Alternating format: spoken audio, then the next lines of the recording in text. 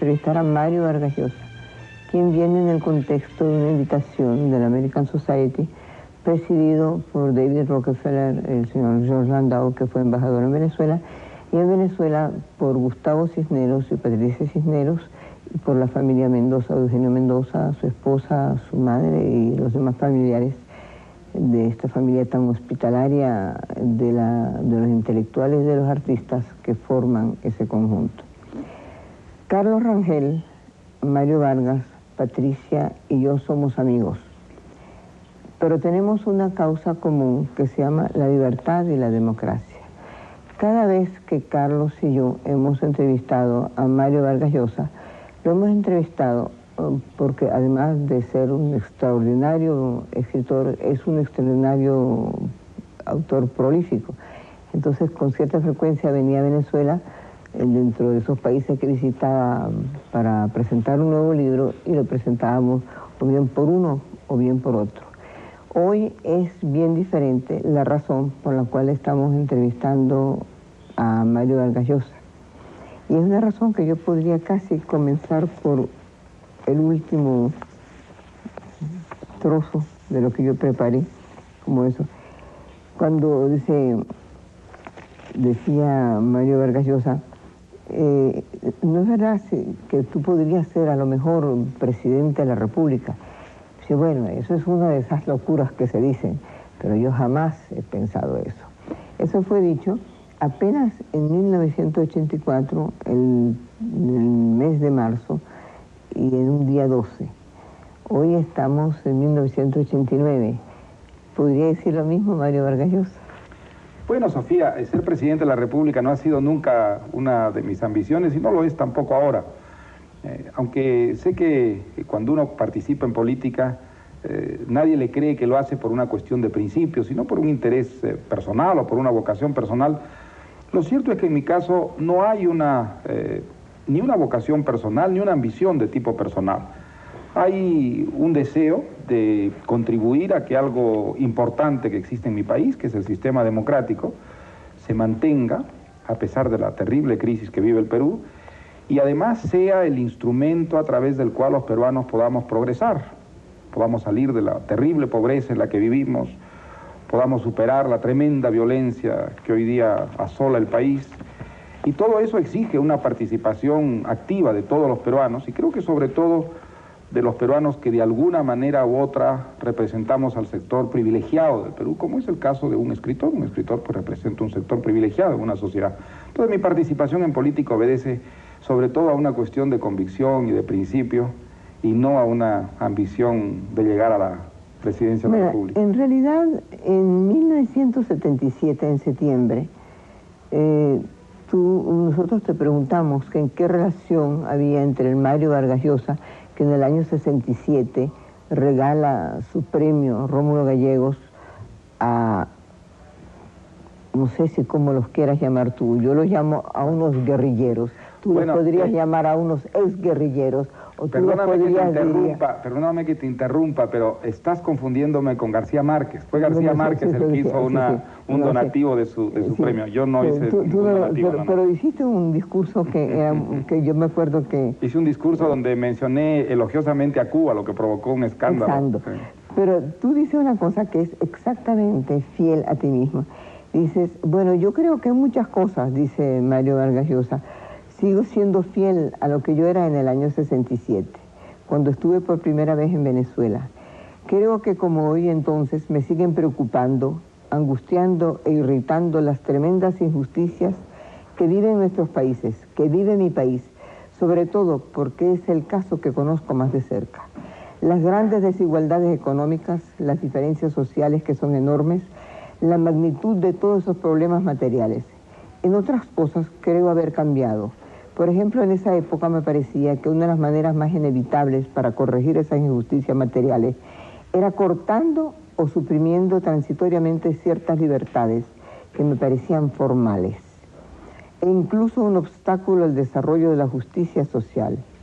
Hoy día, la desaparición incluso parcial y transitoria de las libertades, del derecho de la crítica, de la discrepancia, enajena y amenaza todo proceso de reformas sociales, y llega incluso a anularlas y a veces sustituir las injusticias corregidas por injusticias nuevas. Piensa lo mismo ya en el 89. Sí, exactamente. Mira, yo suscribo hasta la última coma de esa cita que acabas de hacer. Esa es exactamente mi posición. Las cosas, en fin, que yo defiendo, las cosas por las cuales hoy día estoy trabajando, son exactamente las que están definidas en esa frase. Hay en el Perú una terrible pobreza, hay unas desigualdades que son verdaderamente inaceptables desde el punto de vista ético y también desde el punto de vista político, y todo eso debe cambiar.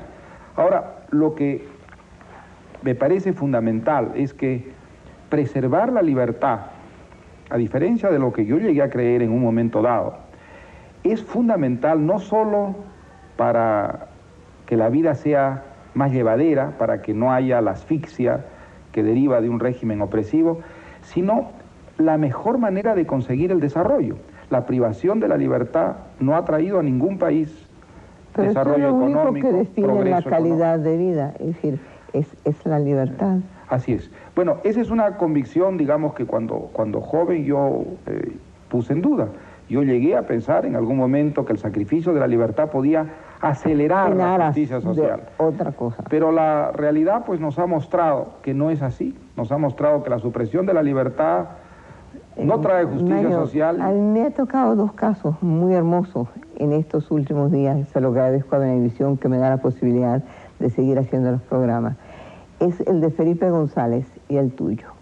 Yo tengo más de 26.000 entrevistas hechas, 25.000 y tantas, y con muy poca frecuencia he conseguido a lo largo de entrevistar a un mismo individuo un seguimiento muy rígido, muy riguroso, pero a la vez que evoluciona en lo que dice, en lo que piensa y en lo que hace. Fíjate que tú aún en el 67 dices: yo creo que el problema de la justicia social debía ser realmente inseparable del problema de la libertad. Ya en el 67 tú estás convencido que la libertad no puede ser pagada a costa de nada. Así es. Bueno, sobre todo lo que me parece hoy día una evidencia, a juzgar por todos los ejemplos de la historia contemporánea, es que la libertad es una herramienta del desarrollo. Los países que han desarrollado más, los que han conseguido formas más elevadas de justicia social, no son aquellos que han suprimido la libertad, sino aquellos que han hecho de la libertad su manera de organizar la sociedad, su manera de vivir, que han instalado en el país la cultura de la libertad. Esos son los países que han llegado más lejos en el desarrollo, en la ciencia, en la tecnología y también en la justicia social. Pues yo creo que en América Latina nosotros debemos aprovechar esa lección y hacer de la libertad, es decir, de la democracia, que es el sistema de la libertad, nuestra manera de progresar y de desarrollarnos. Creo que a pesar de la terrible crisis que vive América Latina, es algo que ya está ocurriendo. Nunca en nuestra historia hemos tenido tantos gobiernos civiles, nacidos de elecciones, tantos gobiernos democráticos como los que tenemos en la actualidad, y creo que esta es una elección popular, que estos gobiernos no existen por casualidad, ni por decisión de las élites, ni por decisión de las grandes potencias, sino porque esta es la elección de la mayoría de los latinoamericanos. Yo voy a pedir un momento uno de los trozos de nuestras primeras entrevistas como recuerdo de lo que éramos. Mira. Voy a desfilar todo el reparto de la izquierda latinoamericana de los últimos 25 años, ¿no? Están desde luego los grupúsculos teóricos, que en el Perú fueron, por cierto, muy numerosos, divisiones y subdivisiones de los comunistas, de los trotskistas, etcétera. Está luego pues el intento insurreccional, que en su momento en la novela aparece como una excentricidad loca, como dijo Mario antes, pero que luego se ha convertido pues en el pan nuestro de cada día. Están los expropiadores de bancos, están los guerrilleros que hemos conocido, los de hace 25 años y los más recientes también, los tipos Sendero Luminoso. Y están los curas post-Concilio Vaticano II, los curas de la teología de la liberación. ¿Tú nos quieres hablar un poco de todos estos tipos? Bueno, yo he tratado... bueno, y están los policías y los militares. Claro, está también la represión, ¿no es verdad? Es decir, la violencia generada por la violencia revolucionaria. El militar marxista, ¿no? Así es. En el subteniente Vallejos. Bueno, no sé si en Venezuela, me parece que en Venezuela el caso es bastante distinto, pero en el Perú la historia de la izquierda en los últimos 25 años, pues es una historia que va desde una izquierda constituida por pequeños grupos o grupúsculos, una izquierda casi de catacumbas. En el Perú. En el Perú, a una izquierda que ha crecido notablemente hasta ser hoy día pues una fuerza política que tiene la tercera parte de la votación. Y la alcaldía de Lima, creo, ¿no? Exactamente, la alcaldía, la tercera parte de las alcaldías del Perú las tiene la extrema izquierda, ¿no? Es una extrema izquierda además muy dividida y un sector insurreccional, que es el de Sendero Luminoso, otra izquierda que se puede llamar legal, ¿no? Y esta es una evolución muy interesante, ¿no? Que es un poco también algo que quiere resumir, compendiar la novela. Pero el tema fundamental es el tema de la legitimidad o ilegitimidad de la violencia en el campo político, ¿no? Ahora, como decía Carlos, pues no he querido hacer un ensayo, no es verdad, disimulado, ni muchísimo menos. He querido hacer una novela, es decir, utilizar preocupaciones que son de gran actualidad en mi país para inventar una historia. A partir de eso, inventar unos personajes, inventar una historia, pero... Como ustedes verán, yo decía, nosotros siempre entrevistábamos a Mario en relación con un libro, pero es que todos los libros de Mario, en el fondo, tienden hacia esa cosa básica que es la libertad a través de la literatura. En aquel entonces le preguntábamos, y después te lo veré, lo que es un literato y what for, ¿no? ¿Para qué sirve? Ahora, Mario viene, diga uno, como un posible o casi un seguro presidente de Perú. En todo latinoamericano, genéticamente, hay una especie como de embarazo, a veces no extrauterino, pero sí de presidencia. Pero en el caso de Mario no es así, porque es uno de los rarísimos escritores latinoamericanos que ha llegado a un clímax de sabiduría, de poder literario, es decir, sus libros son traducidos a todos los idiomas, es decir, un libro sale él por la mañana, yo voy a la tarde a la librería y no lo encuentro, y eso sucede en España, me ha sucedido cuando los libros han salido del inglés, y eso, de manera que en él hay una cosa de una especie de voluntad, yo llamaría de servicio militar, que en él tampoco es ajeno, porque por razones muy ajenas a él mismo, hizo una especie de servicio militar cuando era adolescente. Es decir, ese servicio militar se le convierte en un servicio de democracia porque siente a su país, y vamos ahora a la medicina, tú sientes tu país como un país precomatoso, comatoso o hopeless, como dirían los americanos, sin esperanza, que no tendría más esperanza que la de un hombre de buena voluntad, sin un partido político, sin nada que lo apoye globalmente, esas cosas como se hacen en todos los países, como Mario Vargas Llosa. Bueno, no creo desde luego que sea un país sin esperanza. No, el Perú tiene muchas posibilidades, es incluso te diría potencialmente un país rico, es un país que tiene muchísimos recursos naturales. El problema con mi país, como con muchos países de América Latina, es el de unas políticas equivocadas, unas políticas que no han sabido aprovechar esas posibilidades tremendas que tiene el Perú. En el caso del Perú hay además el hecho de que desde 1980 nosotros tenemos un bien precioso, que es un sistema, el sistema de legalidad y de libertad, que es la democracia, y un sistema que debería habernos permitido desarrollarnos como se han desarrollado otros países democráticos en el mundo. No, esa posibilidad se ha desperdiciado, pero se ha desperdiciado fundamentalmente por culpa de determinados gobernantes que no fueron capaces de darle a la democracia el dinamismo, la creatividad que ella potencialmente tiene. Ahora, la crisis que vive el Perú en estos momentos es tan grave que si no hay una movilización muy enérgica de los peruanos que creemos en la democracia, esta democracia podría entrar en un proceso de desfallecimiento y hasta de extinción.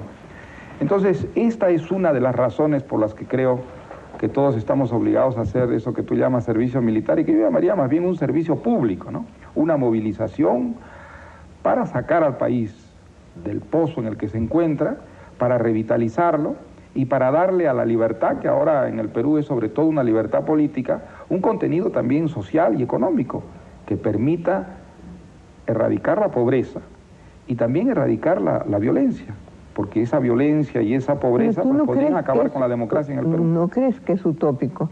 Porque ya en el 77 hablamos de la violencia que en el Perú, por sus condiciones socioeconómicas y étnicas, es muy violenta, y por la pobreza que es extrema, y por una cosa que por fortuna nosotros en Venezuela tenemos una coyuntura difícil, pero tenemos una coyuntura que está formada por puntos diferentes. Por ejemplo, nosotros en Venezuela no conocemos mucho la diferencia de clases, nosotros no conocemos una serie de problemas étnicos que ustedes tienen muy marcados.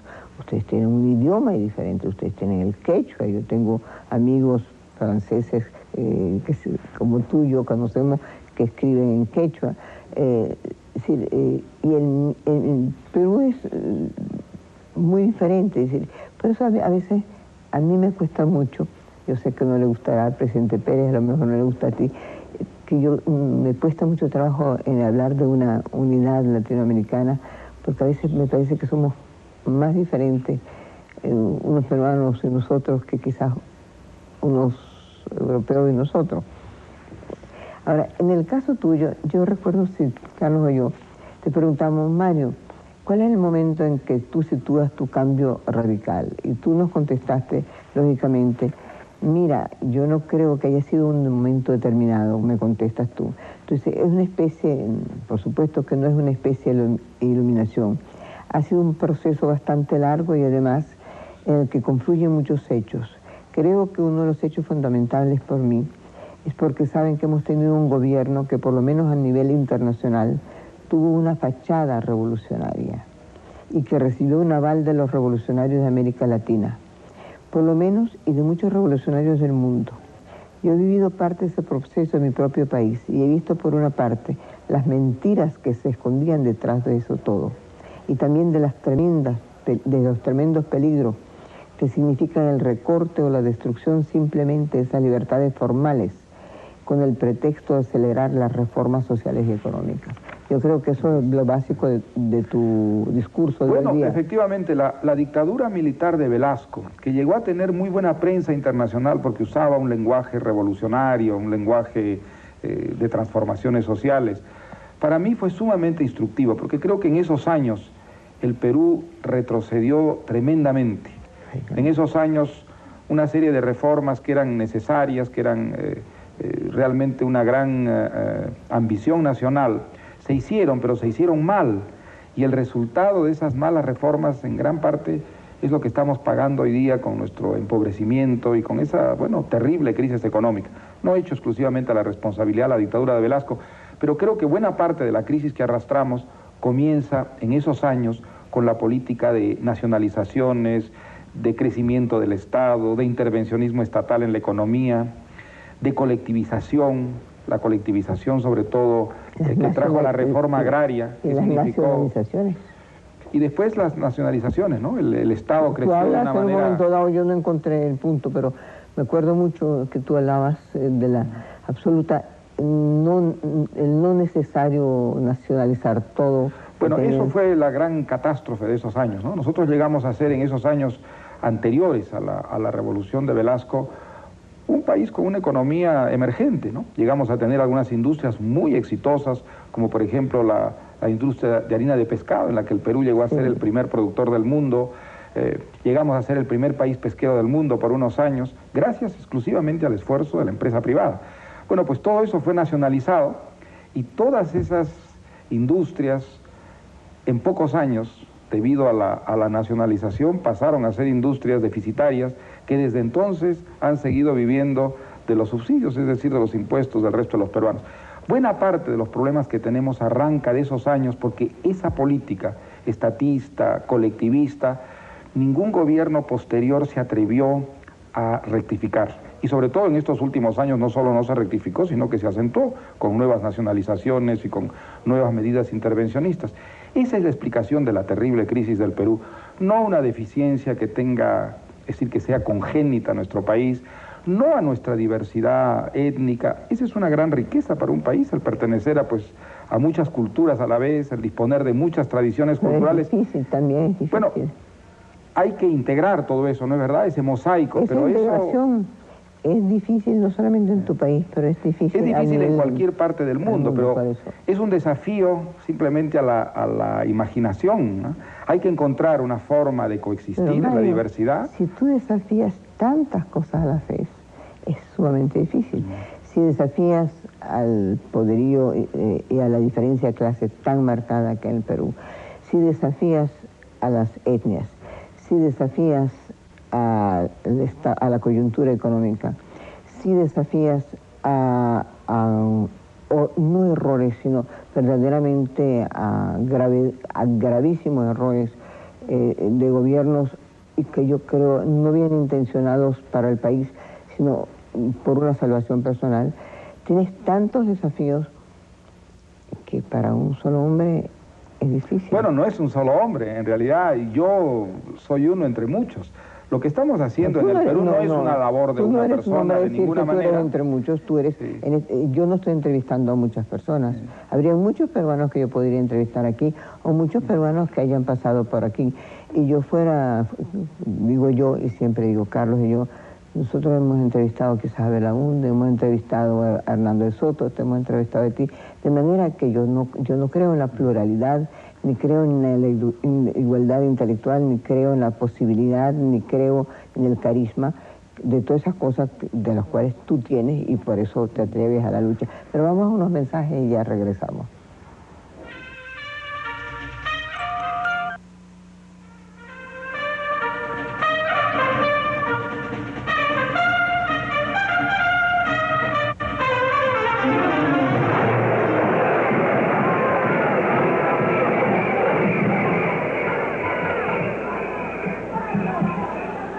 La estatización del sistema financiero va a poner en manos del gobierno un poder económico tal que todos los otros poderes podrán ser arrollados.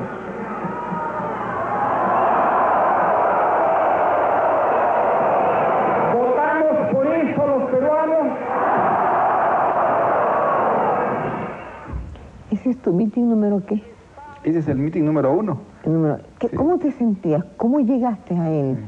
Bueno, llegué bastante nervioso porque era la primera vez que hablaba en una plaza. Había hablado muchas veces en auditorios, sí, lógicamente en conferencias, pues tú eres pero nunca había pronunciado un discurso político, así que como te puedes imaginar, ahora, llegué muy hay una nervioso. cosa que me llamó mucho la atención, y por cierto que ese video se lo mandé me permitió la planta mandárselo al presidente González, Felipe González, porque hay una diferencia total entre todos los mitineros de nuestra América Latina y tú. Yo creo que a lo mejor no te gusta, pero tu estadía en Europa, tu estadía en Inglaterra, te permite no gritar, no chillar y decir las cosas con una serenidad que ni te obliga a bajar tu lenguaje, porque eso que dicen que hay que bajar la cultura, que es un desastre, sino siempre en un lenguaje muy hermoso. Ese no era un mitin electoral, era un mitin principista. Por millares de personas yo que lo tú vi ves todo, ahí en la plaza. me hizo fue Leopoldo Castillo, sí. Me dio el favor de hacerlo. Allí no están por un candidato, están para defender un principio. Bueno, eso es un poco de semántica, porque tú sabes perfectamente que tú tienes magia, que eso no se compra en la farmacia, y logras eso. Es decir, tú ves como dicen Mario, porque hay una cosa que les emociona y que les da la esperanza. Tú les das la esperanza. Pero permíteme que te discuta. Pero esa movilización en el Perú... ¿Cómo se lo? Fue una reacción espontánea ante lo que la gente sintió como un peligro. Pero ¿A raíz de qué nace? A raíz del intento del presidente Alan García de estatizar la banca, todo el sistema financiero, bueno, la banca, las compañías de seguro, las compañías financieras, todo el sistema financiero del Perú. Y ante eso la gente reacciona de la manera que tú has visto. La gente sintió que había un peligro. Pero también la gente pobre, la gente que no eran banqueros, dueños además tú le hablabas. Bueno, yo creo haber contribuido con otros a hacer visible el riesgo que eso significaba, es decir, que un gobierno con un control económico semejante, pues podía simplemente acabar con la democracia, acabar con la libertad de prensa, amañar las elecciones, utilizar los créditos como una fuente de chantaje terrible para eliminar la oposición. Pero había un terreno abonado, la gente, precisamente en parte gracias a la experiencia de la dictadura de Velasco, la experiencia estatista, nacionalista de Velasco, estaba muy alerta sobre los riesgos que significaba un poder excesivo en manos de un gobierno. Y eso hizo que la protesta tuviera la magnitud que tuvo, algo que todavía mucha gente sorprende. ¿Cómo es posible que en un país tan pobre como en el Perú salieran los pobres a la calle a protestar por la estatización de los bancos? Que ni saben lo que es, ni jamás lo han utilizado. Ni saben lo que es. Esa gente es pobre, esa gente puede no estar enterada de muchas ideas modernas, pero hay unos instintos que tienen que ver... Como instintos vitales. Con la libertad, con la supervivencia, que es un instinto para mí profundamente democrático. Y eso en el Perú significó de alguna manera un cambio, por lo menos en mi visión de mi país. A partir de esa movilización yo concebí una esperanza que hasta entonces la verdad no tenía sobre las posibilidades de darle a la democracia en el Perú un contenido distinto, de revitalizarla, de modernizarla y de darle a la libertad además un contenido no solo político sino también económico, ¿no? Algo que todavía no tiene, ¿no? Mario Vargas, tú siempre, es decir, por lo menos en todas las entrevistas que yo he leído tuyas y trato de leerlas lo mayor número posible, tú dices que a ti te gusta el riesgo, inclusive cuando se te dice si tú te crees un escritor nato, dices no, que tú te sientas con una dificultad y dices tiene que salir algo. Allí no es la primera vez que te arriesgas, porque era un riesgo presentarse ante esa multitud disímil, diferente. Bueno, no sabía que iba a haber tanta gente, pensábamos que iba a haber menos gente. Bueno, eso es una modestia que déjeme creértela. Pero ya hay varios casos en ti en el cual hay un riesgo que sí es voluntario y sabido los resultados. Es como alguien que sabe que 2 y 2 son 4, que es cuando tú defiendes a Padilla en un momento sumamente difícil. El otro, cuando tú defiendes el libro de Jorge Edwards, que fue un libro extraordinario, pero al cual le hicieron un daño, quisieron hacerle daño, pero le hicieron mucho bien. Y después tú te vas en una situación que no conoces, en un idioma que no conoces, a defender y a entender qué es lo que pasa con los 8 periodistas asesinados. Así es. De manera que no es la primera vez que tú te arriesgas. ¿Qué te lleva qué en Mario Vargas lleva el riesgo? Tú eres un hombre civilizado, has leído a Freud, has leído a Jones, vives en Inglaterra, ninguna de estas cosas un poco difíciles te son ajenas. ¿Qué te lleva a ese riesgo? Quizá haber leído muchas novelas de aventuras de chico y tener una gran fascinación por la aventura. No estoy de acuerdo. No, es una broma. Es una broma. Es una broma. No es una respuesta a lo que yo te pregunto. Bueno, yo he tratado de ser siempre consecuente. Es algo muy difícil, ¿ah? Creo que una de las cosas más difíciles que existen en el mundo es tener un comportamiento que sea totalmente coherente con las cosas que tú crees y que tú sientes. Eres coherente. Trato de serlo. Me doy cuenta que incluso haciendo un inmenso esfuerzo es imposible evitar contradicciones e incoherencias, pero yo siempre he procurado esa coherencia. Y en los momentos en que he notado una incoherencia me he sentido muy mal, he sentido una autocrítica muy fuerte. Entonces, ¿cuál fue el momento más incoherente? Mira, yo he sido bastante incoherente, por ejemplo, en mis últimos años de adhesión a la Revolución Cubana.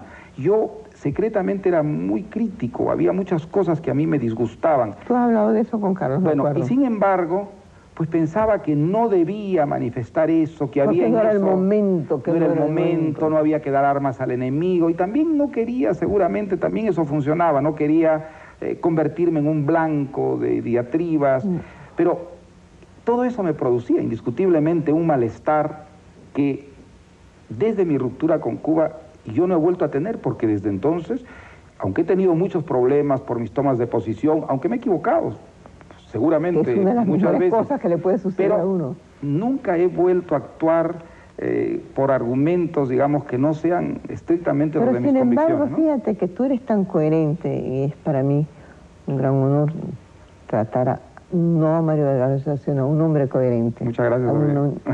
Dice Mario Vargas Llosa en el 77, la guerrilla no solo que no ha funcionado, sino que más bien ha funcionado en beneficio de las fuerzas más retardatarias y oscurantistas del continente. Ya tú sentías eso en el 77. Bueno, y fíjate que en esa época yo no podía sospechar que en mi país nosotros tendríamos un fenómeno como el de Sendero Luminoso, es decir, un movimiento equivalente pues a las organizaciones más fanáticas que se conocen, ¿no? Como los Khmer Rouge o como los militantes de la Revolución Cultural China. En esa época yo no imaginaba que podíamos tener eso en el Perú. Pero eso es verdad, es decir, el extremismo en América Latina ha pasado a ser una forma de conformismo, una forma de reaccionarismo, de adhesión a una especie de inmovilismo que resiste la modernidad. Eso en el Perú se ve muy claro. ¿Qué cosa destruye Sendero Luminoso o el otro movimiento terrorista, el MRTA? ¿Qué destruye? Carreteras, puentes, centrales eléctricas, granjas experimentales, todo lo que representa la modernidad, todo lo que representa poner al Perú en su tiempo, eso lo destruyen. Hay en eso una especie de llamado atávico, ¿no? al retroceso histórico, ¿no? Entonces, lo que se considera o los que se llaman a sí mismos las fuerzas del progreso, en realidad, en el contexto latinoamericano, son las fuerzas de la reacción. Ellos representan el conformismo y la reacción. Yo, por supuesto, no, estando en Venezuela, no puedo dejar de preguntarte, y ya hablamos de eso del APRA. En una de las entrevistas que yo vi que diste en España, esto es cambio, esto es cambio y es relativamente reciente, es de enero del 88. Y dices ahí cosas sumamente interesantes. Y antes de ir al aprismo, tú dices, te preguntan sobre Felipe González. Y dicen, ¿no ha oído el comentario de que los socialistas españoles practican una política de centro-derecha? Que a ti te dicen, pues, un hombre de centro-derecha o algo más.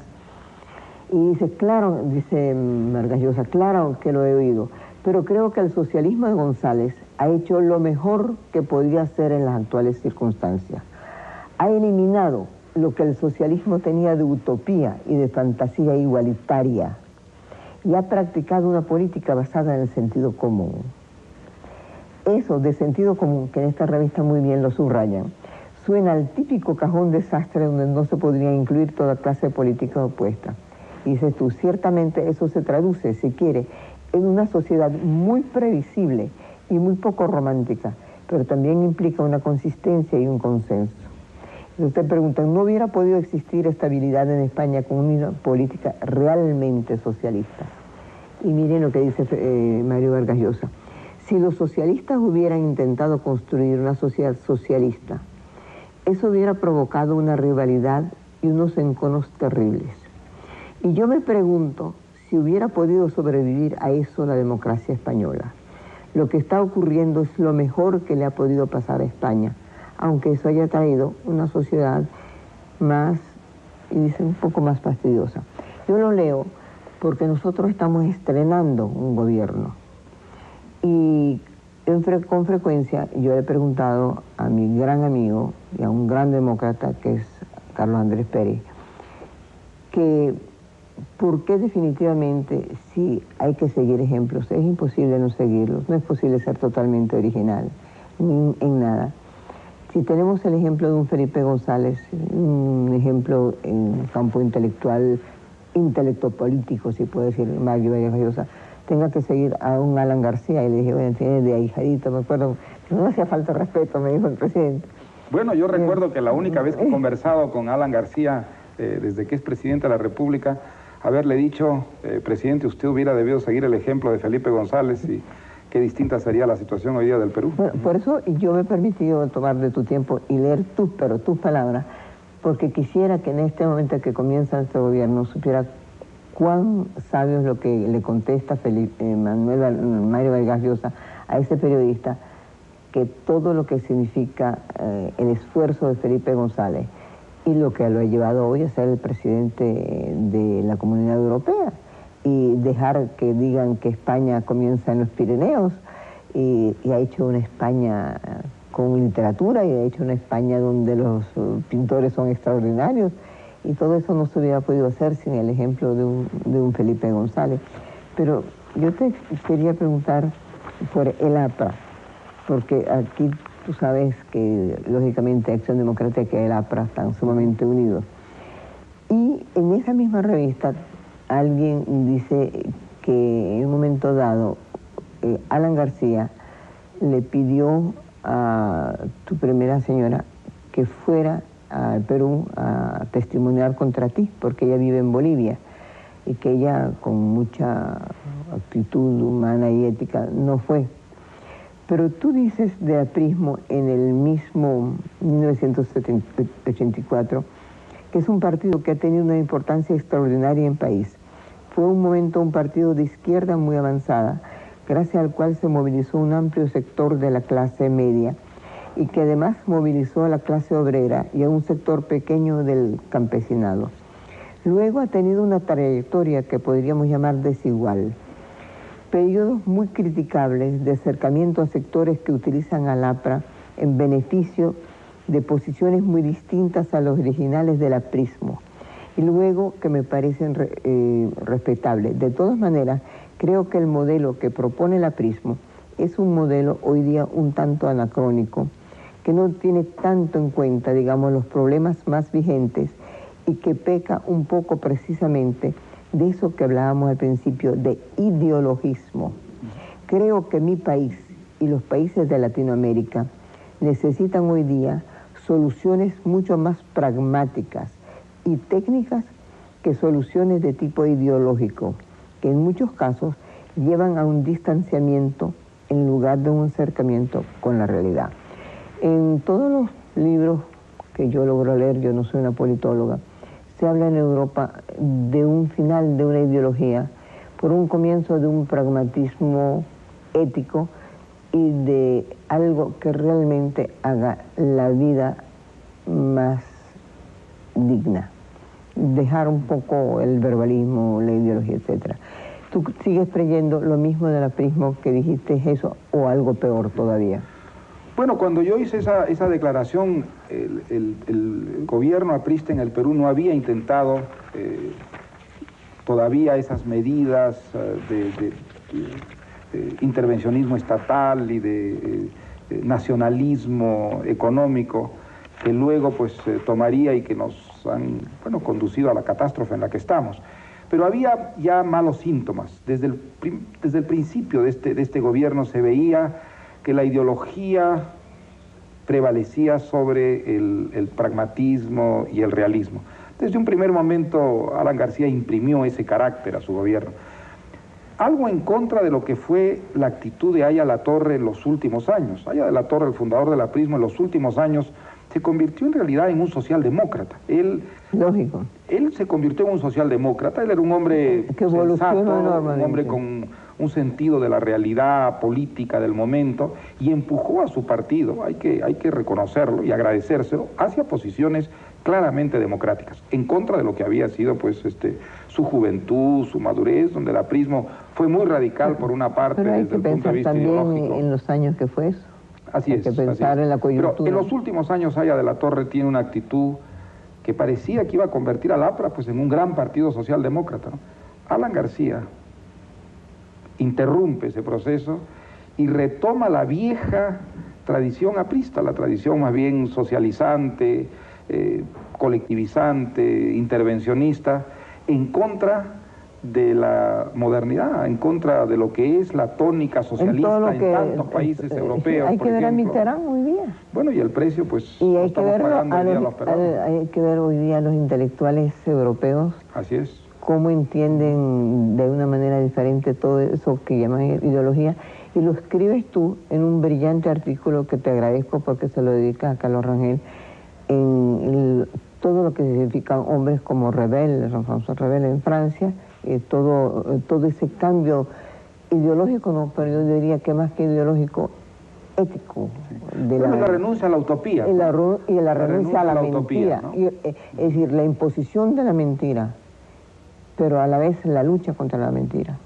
Yo creo que hay un gran deseo de transparencia política. Es una revolución que se va abriendo camino también, creo, en América Latina, más lentamente, pero más lentamente. También en Aquí América Latina hay síntomas de que ese sentido común, que es la gran virtud política, según los ingleses, también pase a formar parte de nuestra vida política. Ojalá. Me dicen que tenemos que ir a unos mensajes y ya regresamos.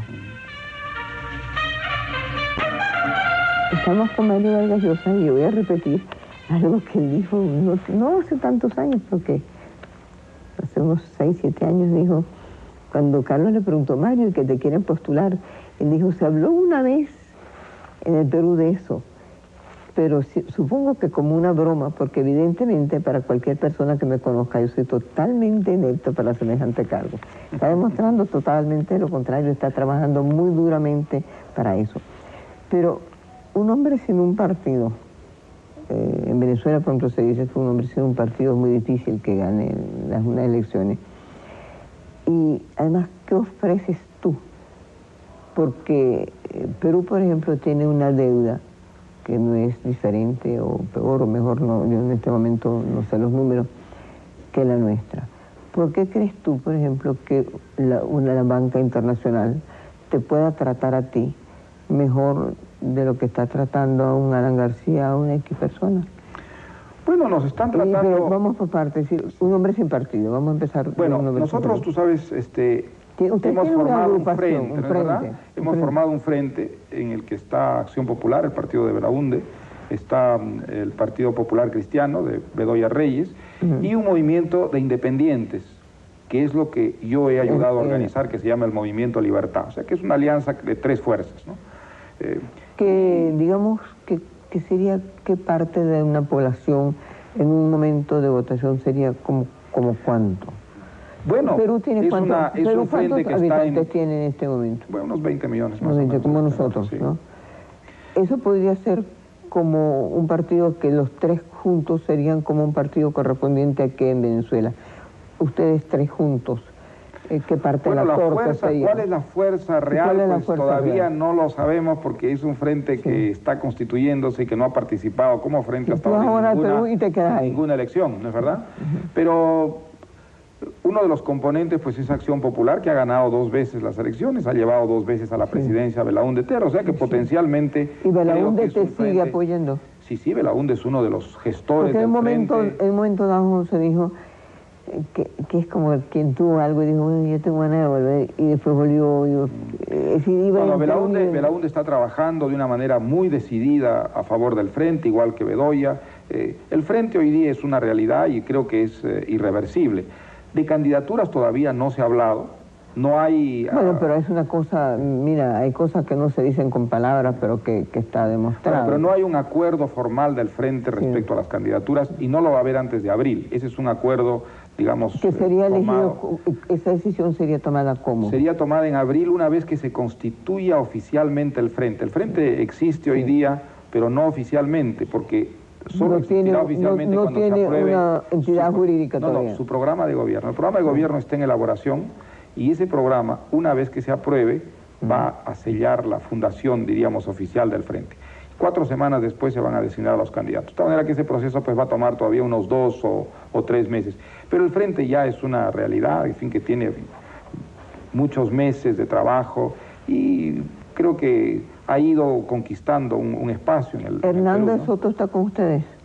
No, Hernando de Soto no está con nosotros activamente. Él, tú sabes, dirige un instituto de investigación económica y no ha querido pues que el instituto, que es una entidad neutral, participe activamente en política. Porque a la vez tiene aspiraciones presidenciales, se ha dicho. Bueno, no sé si las tiene, sería muy legítimo que las tuviera, ¿no? Pero en fin, las tareas que ha desarrollado el instituto de Hernando de Soto son extraordinarias. Extraordinarias y muy útiles para lo que es una alternativa democrática en el Perú, ¿no?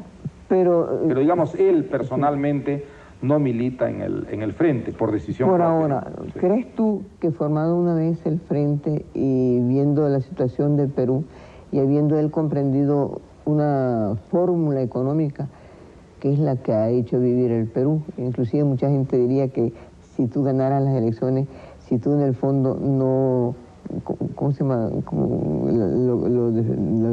Hernando, ¿cómo se llama? Una marginalización, ¿cómo se llama? La economía informal. Tú informalizarías toda la economía. Bueno, esa es la gran contribución, ¿no es cierto?, de Hernando y de sí, todos los colaboradores de Hernando en el instituto a la alternativa nuestra. Sí. Él ha hecho un estudio sumamente estimulante de lo que es la economía informal, es decir, él ha venido aquí la verdadera economía libre en el Perú, ¿no? Entonces, esos estudios pues son sumamente útiles para lo que estamos haciendo, desde luego. Y muchos colaboradores de Hernando, por otra parte, trabajan de manera muy activa con nosotros, ¿no? Claro que sí. Ahora, ¿por qué crees tú que habiendo esa dificultad y esa coyuntura en América Latina tan difícil para todos nosotros, la deuda, podría en un momento dado la banca internacional, el Fondo Monetario, etcétera, conducirse con ustedes de una manera diferente que con nosotros, simplemente porque ellos ven que Alan García es el caos y ustedes son los que podrían quizás salvar al Perú, o definitivamente las bancas no tienen ningún tipo de ideología y les importa tres pitos con tal de que les paguen su dinero y les devuelvan su... Mira, Sofía, yo creo que en esto pues hay que ser realistas, ¿no? Ningún país latinoamericano puede prescindir de la comunidad financiera internacional, ni puede hacer lo que intentó hacer nuestro gobierno, declararle la guerra a todo el sistema financiero internacional, porque esa guerra, si la declara, la pierde.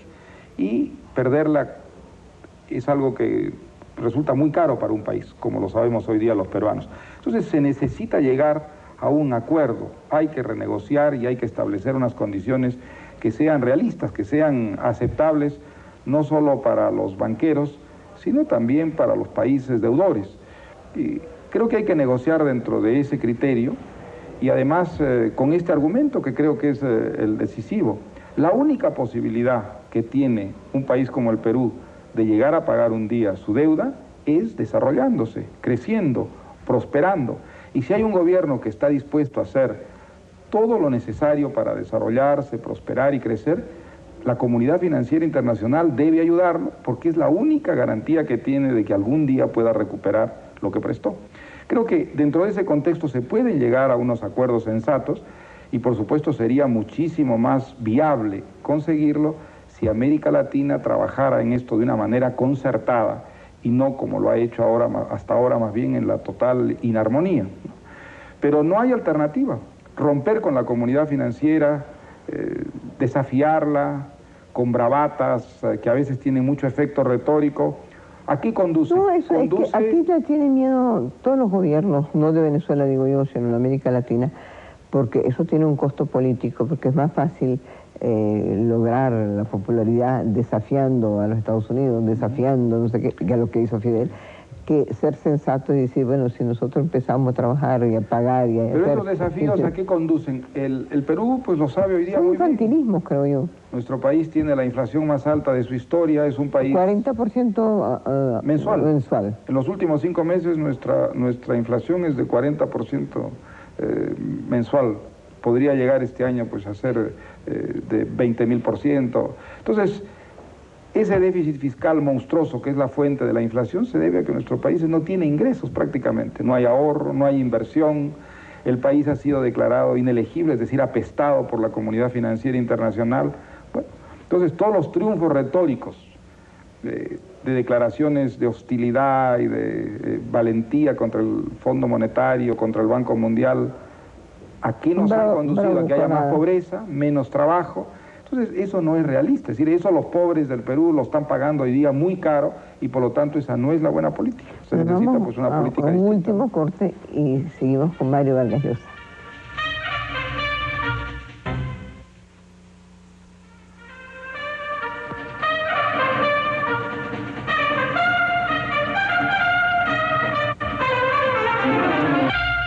Estamos con Mario Vargas Llosa y por más que yo le pedí a mi director unos minutos más, me tiene con los 7 minutos y medio que me quedan. Y me decía un estupendo político venezolano, muy preocupado por la situación del Perú y por una gran amistad por ti. Pero ¿qué haría Mario Vargas Llosa, sí, sus prédicas y lo que él hace, el sacrificio realmente de un escritor con éxito, ¿no? Y con deseo de que le dejen en paz escribir, se va al Perú. Y de repente esa llegada al Perú produce, y la coyuntura del Perú produce la caída, o no caída, vamos a decirlo con su nombre completo, un golpe de Estado contra Alan García. ¿Qué hace un hombre que siempre ha estado contra los golpes de Estado? ¿Tomaría el poder Mario Vargas Llosa si se lo ofrecen en bandeja y dice usted es el salvador del Perú? No, desde luego que no. Yo lo he dicho eso y en fin, me alegro que me hagas la pregunta para poder repetirlo. Si hay cualquier tentativa de golpe de Estado, naturalmente que yo seré la primera persona en salir a combatir ese golpe de Estado y a solidarizarme con el presidente, que es el que encarna el régimen democrático en el Perú. Pero creo que es un peligro que cada día es menos real. A medida que se acerca el proceso electoral, a medida que van apareciendo unas alternativas a la situación crítica actual, creo que el riesgo de que haya una intervención militar se reduce.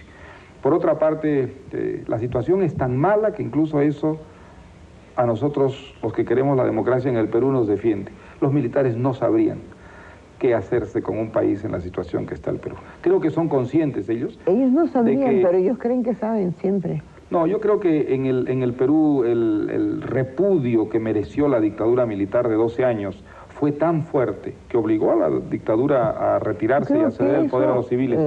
Y en las actuales circunstancias me parece muy, muy difícil que los militares vayan a intervenir. ¿Tú no crees que ese ejemplo militar que tú nos acabas de dar y las estatizaciones, entre ellas la de la prensa, fue una de las cosas que más hizo toma de conciencia al peruano del peligro de todo lo que eso significaba? Bueno, justamente, Sofía, la explicación de esa movilización tan enorme contra el intento de estatización de los bancos, de las aseguradoras, se debió a la experiencia catastrófica que fue para el Perú la nacionalización de los diarios, de la televisión, de las radios y de tantas empresas que una vez que fueron estatizadas, pues pasaron a ser empresas deficientes e incluso quebradas, ¿no? Eso ha creado en el Perú unas resistencias muy grandes contra ese tipo de políticas. Entonces, para mí esa es la gran esperanza. El Perú ha pasado la prueba de las estatizaciones, del intervencionismo estatal, del socialismo viejo estilo. Creo que eso pues, nos puede permitir construir una alternativa democrática en el camino de la libertad, en el camino de las privatizaciones, de la reducción del Estado, del estímulo a la iniciativa individual. Creo que hay un terreno abonado a través de experiencias que han sido terribles para nuestro país, pero un terreno abonado para que la democracia por fin tenga un contenido verdaderamente moderno. Creo que es lo único que puede resolver nuestros problemas y los de América Latina en general. Aquí en Venezuela existe un grupo de intelectuales trasnochados, con teorías trasnochadas, uno que otro todavía se declara valientemente. Yo creo que hay que ser muy valiente para declararse marxista-leninista en los días de hoy. En el Perú, los intelectuales peruanos, intelectuales entiendo yo, artistas plásticos, danza, cualquier, el intelectual, ¿qué posición tiene? Bueno, hay todavía muchos intelectuales que viven la utopía, ¿no? del marxismo, del paraíso comunista. Del marxismo viejo, del viejo marxismo stalinista. Sí, del marxismo. Bueno, hay un solo marxismo. En realidad es un solo marxismo, ¿no? Son variantes, matices dentro de una sola concepción, ¿no? Que es fundamentalmente una concepción anticuada, decimonónica, que ha sido, pues, desmentida por la realidad y que es hoy día desmentida por, en fin, los grandes representantes de la ideología marxista en el mundo, que son los países comunistas, que hoy día ya no son marxistas. Pero queda todavía, ¿no? Queda todavía una cierta ilusión con el viejo sueño marxista-leninista. Yo creo, sin embargo, que nuestros pueblos han salido de esa ilusión. Si tú comparas con lo que ocurría en los años 60, por ejemplo, de esa ilusión llegó a aprender tanto, ¿no? En América Latina. Hoy día eso ha quedado reducido a unos grupos muy minoritarios, sobre todo de intelectuales, unas minorías intelectuales. No, en realidad aquí estuvo hace poco Fidel y dio un espectáculo tan triste de carnaval trasnochado que no podía hablarse de una ideología ni podía hablarse de un liderazgo verdaderamente. Ahora, tú has hecho un artículo hace como 5 o 6 años, que yo en donde he podido lo he reproducido, lo he regalado, lo he publicado y lo voy a publicar este domingo en la primera página del Universal, que es el periódico que realmente da una pauta democrática extraordinaria, hablando de la identidad nacional. En este momento estamos estrenando un gobierno y me parece que un excelente ministro de Cultura. ¿Tú podrías decir el peligro que significa la identidad nacional para la cultura en general? Bueno, yo me refería al peligro del nacionalismo. Del nacionalismo cultural. El nacionalismo es uno de los grandes males de nuestra historia. Nada nos ha hecho tanto daño, ha provocado tantas divisiones, tantas guerras, nada ha dado tanto pretexto para que se gasten inmensos recursos en armamentos como el nacionalismo. Y en el campo cultural, sobre todo, el nacionalismo es el camino seguro hacia el provincianismo, hacia la estrechez intelectual, de tal manera que creo que es uno de los males que nosotros tenemos que erradicar. La unidad de América Latina pues solo será realidad cuando superemos el prejuicio nacionalista. Mañana tú vas a conversar con nuestro presidente. Y estoy segura que habrá visto ese programa. Tengo el honor de ser vista siempre por el presidente de la República y gracias por todo lo que tú siempre nos has aportado, siempre nos vas a aportar y lo mucho que vas a aportar al Perú. Sé que no será fácil, pero todos los riesgos los has corrido tú. Muchas gracias, Sofía. Y déjame, antes de despedirme, hacer un recuerdo de Carlos, que es una persona a la que yo quise y admiré mucho y cuya ausencia lamentamos no solamente sus amigos, sino todos los que creemos en la libertad en América Latina. Gracias, Mario. Y ahora, un segundo, voy a recibir unos amigos. ¿Me permites estar con ellos? Buenas tardes, Sofía. ¿Qué tal? ¿Cómo están ustedes? ¿Cómo están? Mario Vargas Llosa. Gusto saludarle. Mucho gusto, encantado. Mucho gusto. Molina, presidente de la Confederación de Jóvenes Estudiantes Trabajadores de Venezuela. Sofía, venimos por acá, el presidente y yo, a hacerte entrega de este bello homenaje que tú te lo mereces. Muchísimas gracias. Que siempre ha trabajado por la cultura de este país. Un incansable joven para toda la vida. Recibe con honor que te mereces el botón de oro de la Confederación de Jóvenes Estudiantes Trabajadores de Venezuela. Bueno, yo quería decir algo también. Pero es muy grave porque nos van a matar aquí. Sí.